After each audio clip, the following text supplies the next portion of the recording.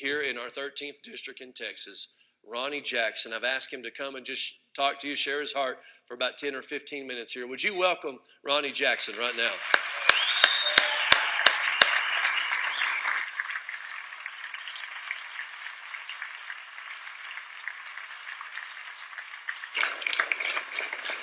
All right. Thank you guys for having me. This is a wonderful, wonderful opportunity. I thank Pastor Jeremy for extending this offer to me. I spoke once before here, and a lot of you have heard me speak on Pastor Ricky's show, Kingdom Keys, as well. And so I think a lot of you know a little bit about my background, so I won't go into too much of that. I'll just go off on another path today and talk to you about some other stuff. But I'd like to start by letting everybody know I got my wife here with me, my wonderful wife. Stand up, Jane. Jane.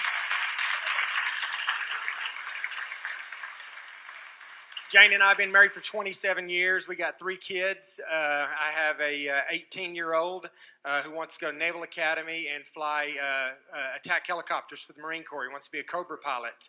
And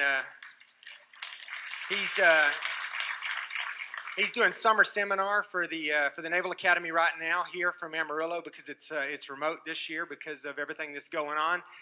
He's doing that right now this summer.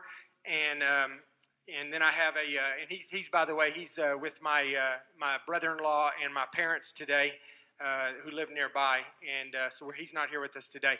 But I have also a 23-year-old son, his older brother, who graduated from the Naval Academy in 2018, and he's a platoon leader with SEAL Team 3 right now. He's a Navy SEAL, and he just got back. He actually just returned from the Middle East about a week ago, so he's been gone for 6 months over in the Middle East and the Horn of Africa, and he just got back. And I have a 25-year-old daughter who got her MBA, Master's of Business Administration, and she's serving our country too in her own unique way. She's working for the National Security Agency. So all 3 of my kids are out there trying to keep our country safe, and I appreciate them. And it just so happens we have a really unique week coming up this week because for the first time in a really long time, all 3 of my kids are going to be right here in Amarillo with us this week. So, yeah.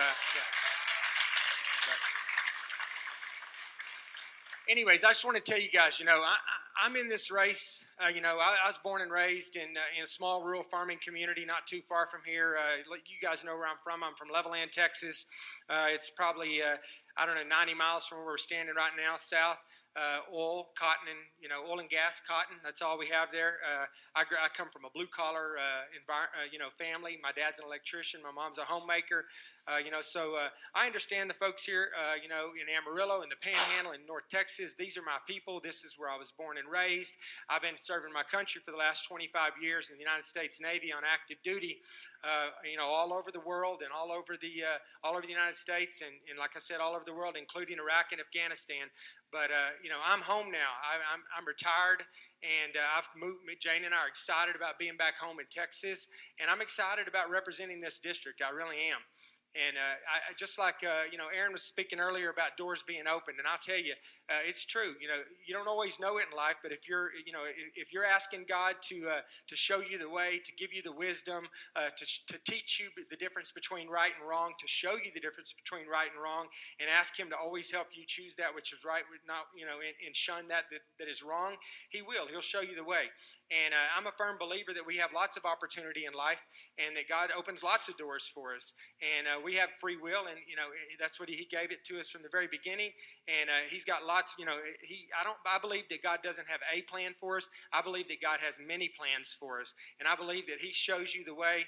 And he lets you decide where you're going to go. As long as you ask Him to provide that path for you to open those doors, He will open those doors. But I do think that He directs your path a little bit, and if you ask Him to, He will push you in the direction that will make you the most influential. As far as getting His word out there and serving Him and living the life that He wants us to live. Anyways, I tell you this: I'm running in this race for 2 reasons. One is because we're sitting here together, worshiping the Lord, praising God in this building, and that's not something that you can do a lot of places around the world. But we have that ability here. We have that freedom here, and we're able to do that here. And I want to make sure that we protect that, and that we can do that, and that nobody takes that right away from us. That we can publicly, worship our God. The other reason I'm in this race is because of that video we just showed a while ago, and the words and the images on that video. That's why I love this church, to be honest with you. We've been here a couple of times now, but I've got to know this church in other ways. I've got to know this church via a lot of my friends in this audience on Facebook that go to this church. I'll tell you that one of the things I really like about this church is not afraid to be politically active and to have an opinion and to get out there and try to make a difference.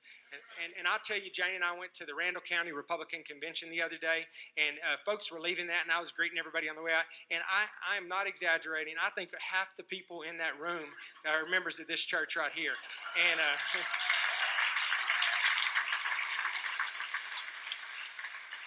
And that's when I told Jane, I said, I'm excited about this. Unfortunately, we live in a culture where there's been, for decades and decades now, separation of church and state, separation of church and state. They've pushed that out over and over. And they've done that because they don't want God in our schools. They don't want God in our government. They don't want God anywhere. The liberals don't, right? And so they've pushed this. But unfortunately, they brainwashed some of the churches in the process as well. And a lot of the churches have bought into that culture or to that thinking, they have to separate church and state. And we can't afford to do that anymore. We can't. I'm telling you, just like we were speaking earlier, our country is headed down the wrong path. And I tell people all the time, they're like, why are you running in this race? Like, what's the most important thing to you? Is it Second Amendment? Is it pro-life? Is it our borders? Is it immigration? Is it health care? What is it? All those things are important to me, all of them. But they all have one root problem. The biggest problem we have in this country right now is this country is in sharp moral decline. We are losing the moral high ground, right? We have lost an entire generation of our kids that have been brainwashed to think that this is a horrible place to live, that this country is a horrible place to live. And you've heard me say it before. I've been to 120 different countries during my time in the military. I can tell you firsthand, there is no better place in this world to live than right here in the United States, right?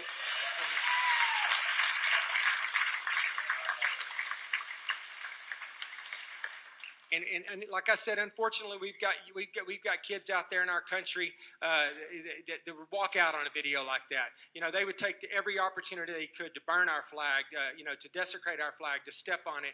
And just like Pastor Jeremy was saying, I've been there. I've been in Iraq and I've been in Afghanistan, and I was the mortuary affairs officer when I was in Iraq. In addition to being an officer in charge of a resuscitation component of a surgical shock trauma platoon, we were right on the battlefield, and I had the unpleasant duty of every single time a member of our military was killed in theater, they came to our base before their family was notified and before we put them on a plane and sent them back home to the United States.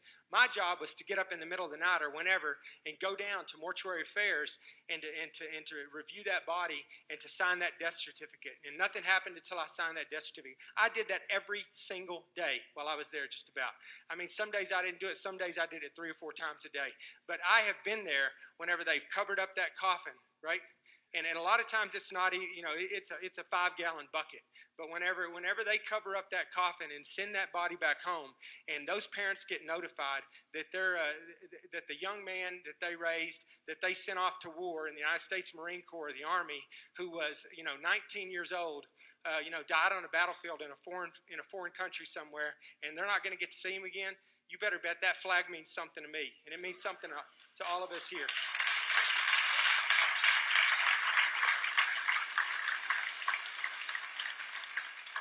And I'll tell you, I'm all about freedom of speech, and I respect the fact that we have the ability to protest in this country. I honestly do. I think that that's an important part of who we are, is that we can protest.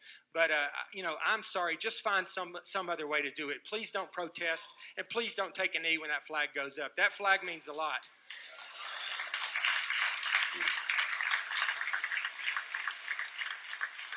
But anyways, I'm honored to be here with you guys today. I'm going to work hard to make sure that we get the moral high ground back in this country. We have got to elect people that have the courage to stand up to the politically correct nature of this country. We have so many cultures in this country regarding different issues that have just gone down this far left pathway, and we have got to get it back. And the only way we're going to do that is we have leaders that have the courage to say something about it, right? And unfortunately, that's not just the Democrats. That's the party that I'm going to be a part of, that I am a part of. That's the Republican Party too. There are good Republicans out there, and there are bad Republicans out there, and there are Republicans that are complicit in all of this. And I can promise you that if you decide that you want to elect me as your representative of the 13th congressional district, I'll make you two promises. Number one, I promise you I am going to make you proud. Right. Number two, I will promise you that everyone in this country is going to know who the representative from the 13th congressional district is.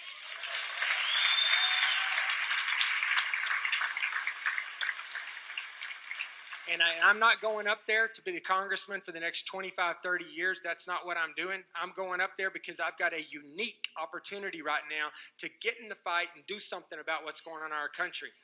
And, Congressman Thornberry decided that he was going to retire kind of late in the game. I was already putting my retirement paperwork in, and to get out, I was already been promoted to admiral. I already had 20 plus years in. Jane and I were already planning on, excited about coming home to Texas. We had some jobs lined up. Everything was good to go. But whenever I realized that Congressman Thornberry was leaving, I was getting out, and I realized, you know what, President Trump's about to get another 4 years. I thought to myself, I have an opportunity to do something about what's going on in our country. And the more I thought about it, the more I prayed about it, and the more I started realizing, there's a time to go off and earn some money and do some other things, that I'd postponed for a few years while I was on active duty. There's a time for that later. There's more important things in life than money. I didn't grow up with money. I've been on a Navy salary for the last 25 years. I've got more money than I need, more money than I know what to do with. God's provided Jane and I with everything that we need, and I will, I'm just not done with the service to my country. I'm done serving my country in uniform, but I'm not done with service to my country. So I promise you, I'm going to get in there. I'm going to shake things up. And, I'm not going to be afraid to stand my ground. When I have an opinion or an issue on something, I am not going to back down from it. I don't care what kind of political pressure I get from the left or from my own party. I have the unique ability that some of the other folks will not have. I have the ability to walk into the Oval Office and jump up and down on the Resolute desk in front of the president and protest if things aren't going the way that we want them to go here in the 13th Congressional District.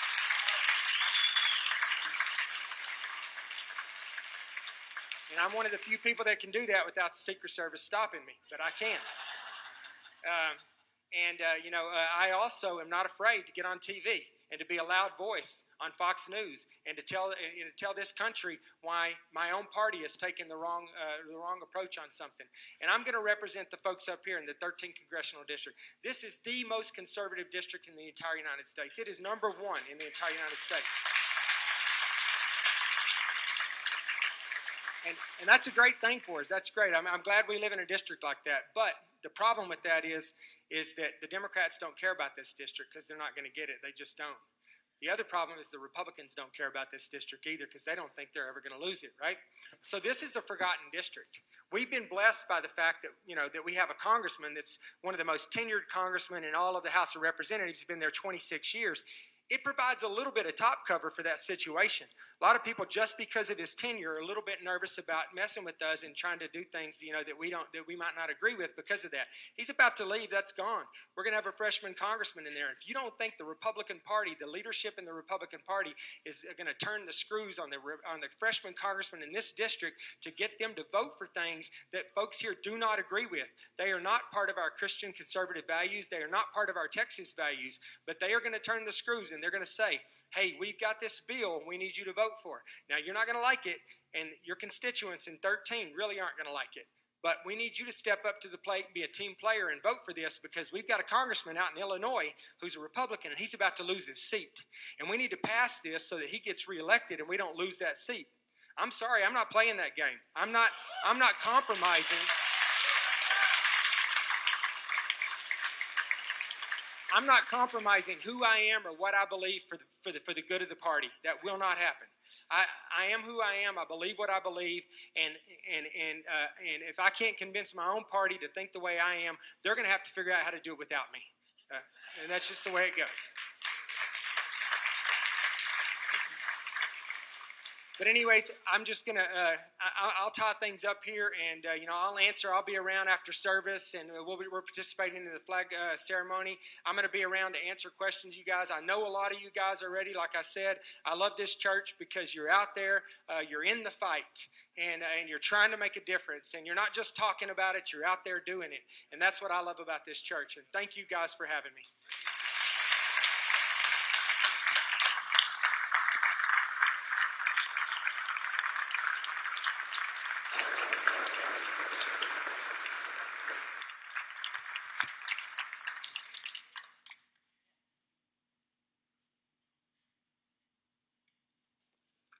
Praise God.